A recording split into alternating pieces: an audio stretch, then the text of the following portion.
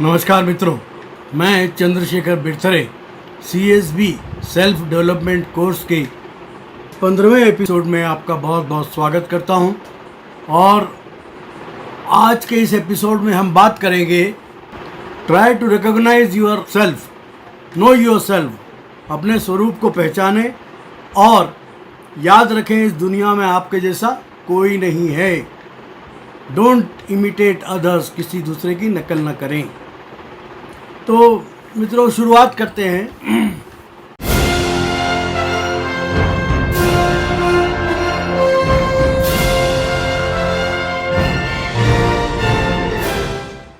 मित्रों, मेरी अभ्यास टेबल पर मेरे सामने एक पत्र पड़ा है जिसे मुझे मेरी बहुत पुरानी स्टूडेंट्स ने लिखा है, जिसकी अब शादी हो गई और वह अपने परिवार के साथ मुंबई में रहती है।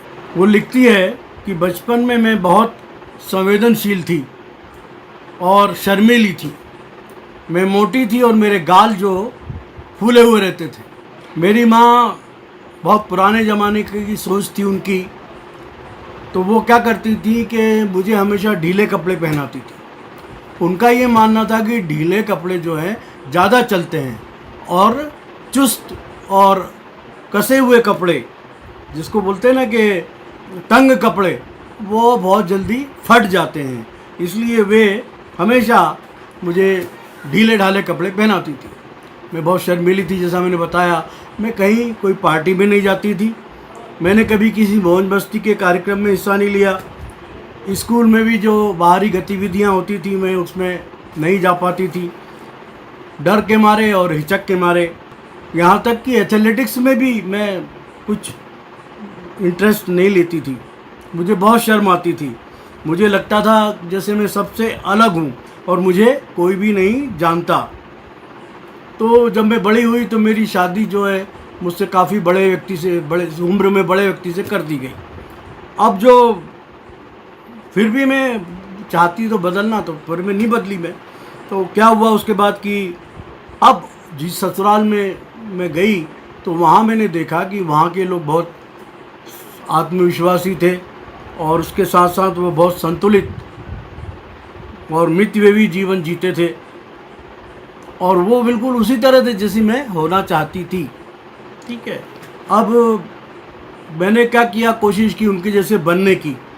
और वो बहुत कहते थे मुझसे, तुम बाहर जाओ, घूमो फिरो, है। लेकिन क्या होता था, वो जब बाहर जाने का बोलते तो मैं और अपने अंदर शरीर की खोल में घुस जाती। मैं नर्वस और चिड़चिड़ी हो गई थी। मैं अपने सभी दोस्तों से कतराने लगी थी।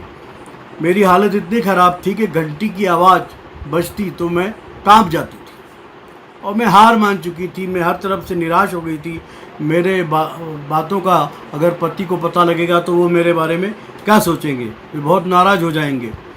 तो इसलिए जब भी हम कभी बाहर जाते तो मैं खुश होने की कोशिश करती थी, खुश देखने की कोशिश करती थी और हमेशा क्या होता था कि ओवर एक्टिंग का शिकार हो जाती थी।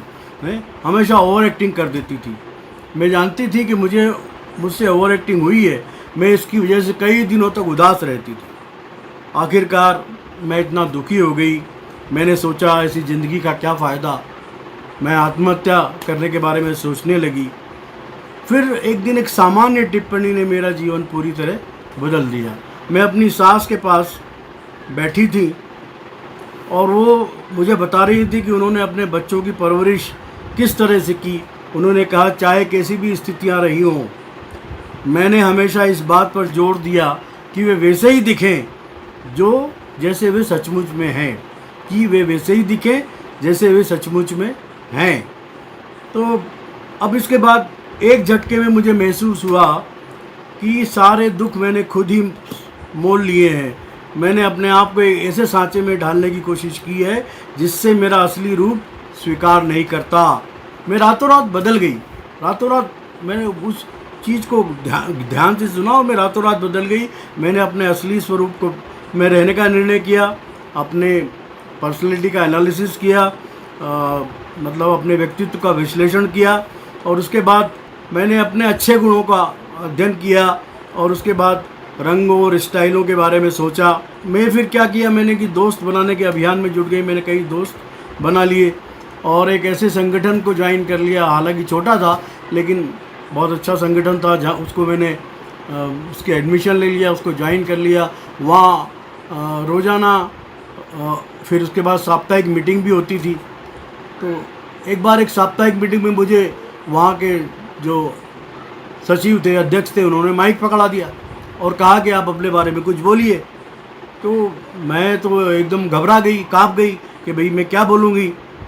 इसके बाद मैंने क्या किया कि उस दिन सभी को धन्यवाद दिया, बहुत थोड़ा सा संक्षिप्त बोला। लेकिन उसके बाद जब भी मेरे पास माइक आता तो मैं क्या करती कि मैं हमेशा उसको जो भी बोलना चाहती थी उसको घर पे रिहर्सल करती, कांच के सामने बोलने की कोशिश करती और फिर वहाँ पे भाषण देती। लोग मेरी तारीफ़ करने लगे, बोलने लगे कि भाई तुम अच्छा भाषण देने लगी हो। फिर बाद में मैंने इस सफलता की कल्पना भी नहीं की थी। और फिर मैंने अपने बच्चों को पालते हुए उन्हें हमेशा यही सबक सिखाया कि मैंने इतने कटु अनुभव के बाद सीखा था, चाहे स्थितियाँ कैसी भी हों, आप जैसे हैं वैसा ही व्यवहार करें। अपने असली रूप में रहने की इच्छा से संबंधित समस्या इतनी पुरानी है जितना कि इतिहास, और उतनी ही शाश्वत है जितना कि इंसान का जीवन। अपनी असली स्वरूप में रहने की अनिच्छा की यह समस्या कई न्यूरोसिस, साइकोसिस और कॉम्प्लेक्सेस के तालों की छुपी हुई चाबी है। आदमी को इंफीरियरिटी कॉम्प्लेक्स हो जाता है और साइकोसिस बार बार एक जैसे विचार, आत्महत्या के विचार आते हैं। एंजेलो पात्री अमेरिका की बहुत अच्छी लेखक थी। उन्होंने बच्चों के प्रशिक्षण के बारे में 13 किताबें और हज़ारों सिंडिकेटेड अखबार में लेख लिखे, 13 किताबें लिखी। और उन्होंने क्या कहा कि कोई भी इतना दुखी नहीं है जितना कि वह इंसान जो अपने बजाय कोई और बनना चाहता है और अपने शरीर और मस्तिष्क में वह जैसा है उससे भिन्न कुछ बनना चाहता है। एक बार इसे फिर सुन लीजिए। कोई भी इतना दुखी नहीं है जितना कि वह इंसान जो अपने बजाय कोई और बनना चाहता है और अपने शरीर और मस्तिष्क में वह जैसा है उससे कुछ भिन्न बनना चाहता है।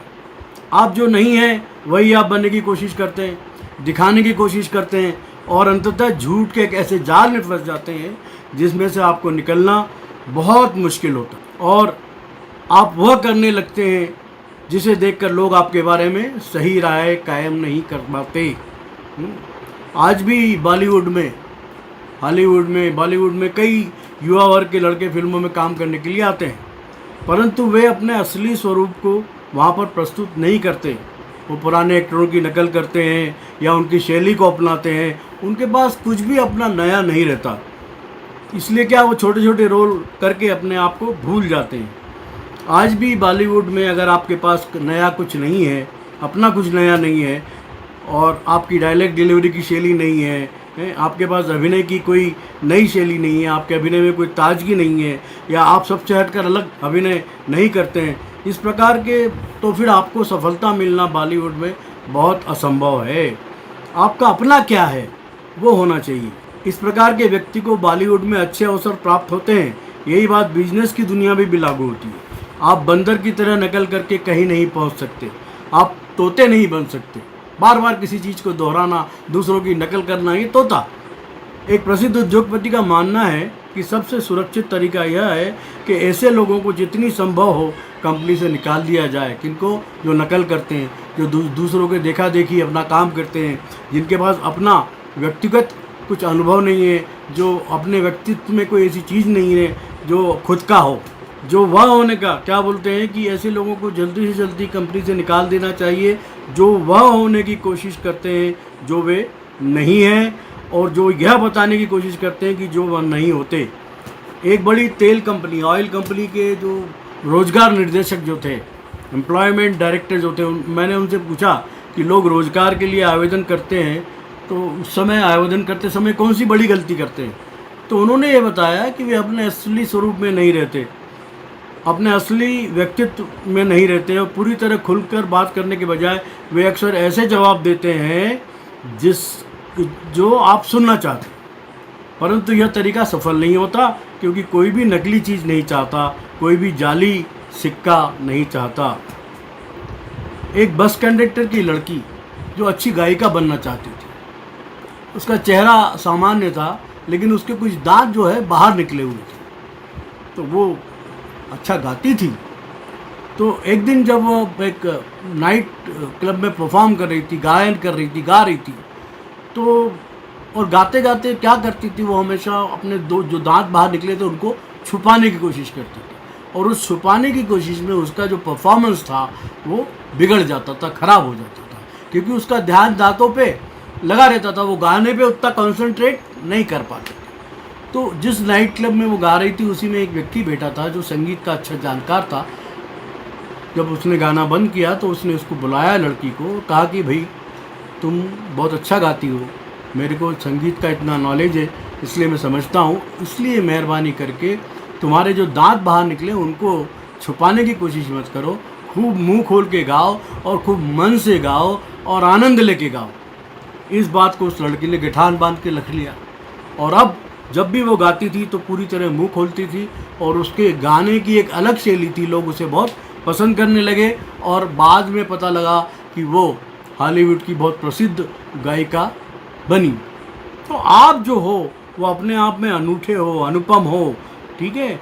इसलिए एक प्रसिद्ध समाजशास्त्री जो थे उनका मानना है कि जो भी व्यक्ति या लोग अपने असली स्वरूप को नहीं जान पाते, वे अपनी मानसिक योग्यताओं का सिर्फ 10% ही विकसित कर पाते हैं। जो लोग अपने असली स्वरूप को नहीं जान पाते, वे अपने मानसिक योग्यताओं को सिर्फ 10% ही विकसित डेवलप कर पाते हैं।